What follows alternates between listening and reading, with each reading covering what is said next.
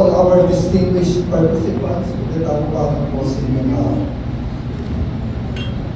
Our discussions this morning is going to be part of a broader issue of economic efficiency and trade facilitation. This is just a facet of it because we are going to focus on export.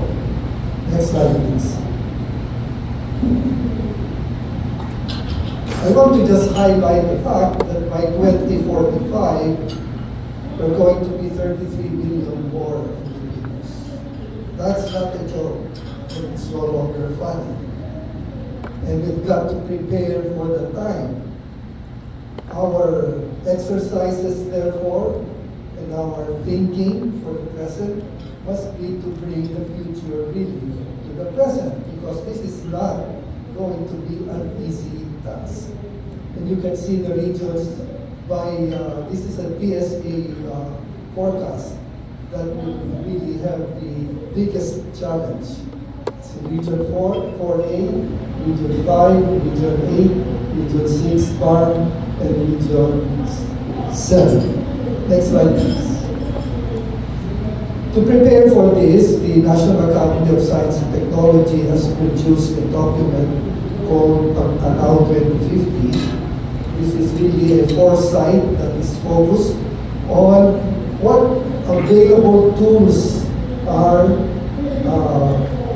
offered by science and technology so that we can address the many special concerns and the operational areas that have been identified by this document. This is available online, and if you want to download it, but it's got to be really heavy reading because it's about 300 pages. Now, in looking at the future, we'd like to, next slide please, pay attention to the different drivers that, and trends that really influence the way we will have to put up our strategies, our tactics, and the way we will cope with what's happening. And some of these are already apparent at this point. What is encircled there, sorry, it's been changed, are the unknowns, which are, we call the black swans. And they will come, and we've got to be prepared for them in being resilient. Now, the next slide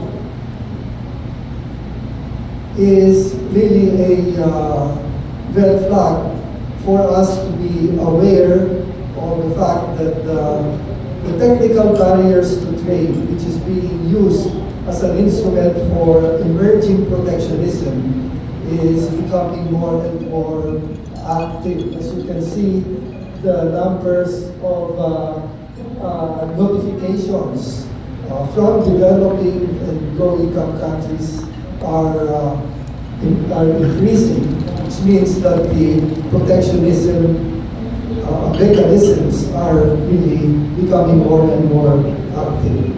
Furthermore, next slide please, we have the sanitary and the phytosanitary measures, which you are all aware of, but also can be used by certain countries to really protect their own industries. And the concerns of the sanitary and phytosanitary measures, next slide please, are enumerated here. I'm not going to deal with them one by one, but I'd like to just call your attention to the fact that there are many aspects and there are open issues such as specialized and unique sanitary and phytosanitary measures that can be imposed by different countries.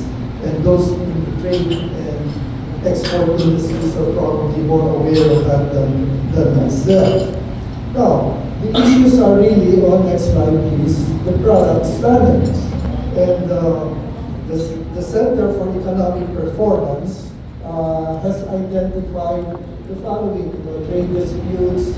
There is a usual pattern that the country introduces a new product or sales of a good in its local market, which is justified as necessary or for environmental protection. And then importers into local markets challenge the standard as a disguised barrier to trade. And we probably know about how this game is proceeding. But, of course, the WTO has mechanisms, next slide please. This platform combines both the technical barriers to trade notifications and the SPS notifications. And you can access the website and see how this platform can be used should there be disputes that emerge. I know that in the coconut industry, there are really disputes that have come up because every time the price of copra is up, the aflatoxin level is up. And every time the price of copra is down, the aflatoxin level is down. And we have no means to dispute it because the importers, of course, can get a discount if they claim that the aflatoxin level is high. So these are the kinds of concerns that we need to address. And the next slide, please. I'd like to just highlight the role of science and technology in harnessing our biophysical resources so that we can produce social outcomes that we desire. Now here we are identified as part of the provisioning systems to transform our biophysical resources, which are here enumerated, but I'd like to highlight the fact that in terms of our living resources, we need to pay attention not only to our plants and animals, but also to our microorganisms, which are very vital in many of the processes, in many of the living processes, but also a source of many products that we heretofore have not really tapped in terms of, let's say, enzymes that can be sold at a very high value, or many other very specialized products from our microorganisms.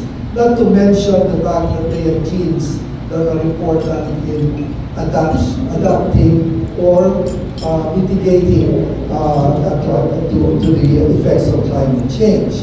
Now, the science community has these tools that I summarize to be disruptive. Next slide, please. But also to emphasize the fact that we should not marginalize the basic sciences, because the basic sciences produce the new knowledge that is transformed into applications through engineering and many other disciplines into technology. So these are just selective parts, but I'd also like to highlight the fact that we need the assistance of the social sciences, because they are very important in looking at behavioral patterns. You know, like we want to reduce pollution, but how is the public reacting to the use of single-use plastics? Do we continue to patronize it? These are behavioral systems that need to be also understood in making sure that this world is going to be more habitable. Therefore, next slide please. Our Pagtanaw 2050 looks at all of these inputs and uses them to address the different operational areas that you can see from here. But all of these inputs, technological inputs, are derived by a very thorough study of the literature, which we call bibliometrics, looking at SWOT and TOS analysis, brainstorming, and of course the Delphi method from our experts. And some of you may have been invited, and we thank you for your participation. Next slide.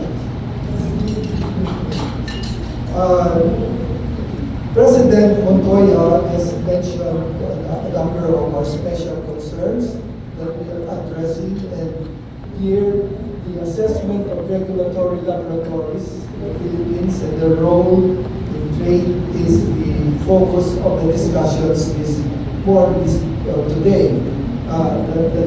These are really 12 topics, but it has been expanded to 14 topics, and all of them are conducting this kind of special concerns discussions.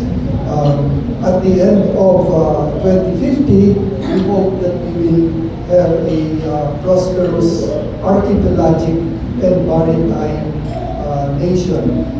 We have heretofore taken these resources for granted, especially the maritime resources, and I'm happy that some of us here are engaged very actively in this.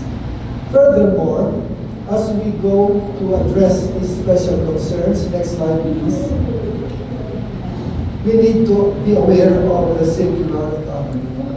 And I don't know whether our product standards have already included the circularity of the product is as one of the criteria for developing and getting into the world market. Because before we know it, some of our products will be blocked simply because they don't satisfy the circularity criteria. And you know how some countries have reacted already to the phenomenon of the oil pump industry, which has become labeled as polluted, and therefore they have blocked importing palm oil from these countries. I think that has been remedied, but for a while it has been a very disruptive part of the trade portion. And of course, the circular economy is still in the process of being understood, but the early literature, next slide please. Next slide please. Tells us about some of the features that we need to look at as we delve into developing the criteria for our circular economy. And these are still aspirations that need to be reduced into operational areas. And this is a very big challenge to the science community, and for those of us developing quality standards, this is going to be probably progressively introduced into the quality standards manuals that we need to address. Next slide, please. Furthermore, we have the zero net emissions world aspiration. We have carbon footprint, and also look at high emission products and processes. You know that the cultivation of rice is one of the culprits in producing methane because of the anaerobic conditions, and so there are efforts to look at this in order to mitigate the emissions part.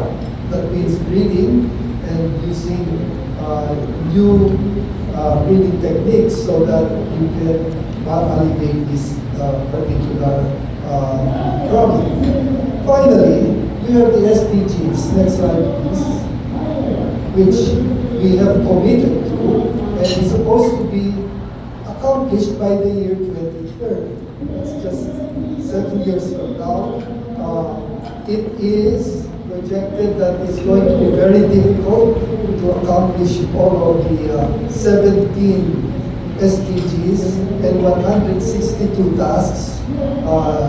Maybe a few of them will be finally accomplished according to target, but more or less, the rest of the 17 will probably not be, the goals may not be reached.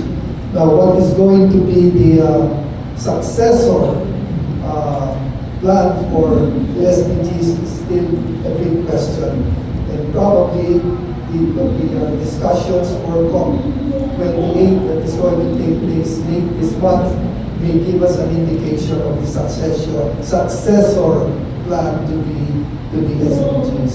I think that's all, and I hope that our discussions this morning and this afternoon will take into consideration some of these general issues and concerns, and we welcome all of you, and we hope that we will have a very productive day.